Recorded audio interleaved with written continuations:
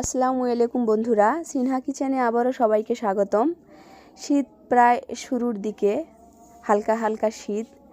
এখনই হাঁসের মাংস খাওয়ার মজা। তো হাঁসের মাংস খাওয়ার থেকে আসলে হাঁস পরিষ্কার করাটাই একটা চ্যালেঞ্জের ব্যাপার।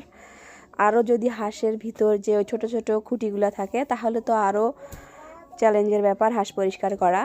বিশেষ করে আপনাদের ভাইয়ার আবদারে আজকে হাঁস রান্না করা হলো। তো আপনাদের ভাইয়া বলতেছে যে শীত যদি বেশি হয়ে যায় তখন হাঁসের মাংস খাওয়াটা আসলে শরীরের পক্ষে ঠিক হবে না, কারণ শীতে ঠান্ডা জ্বর সর্দি কাশি লেগেই থাকে।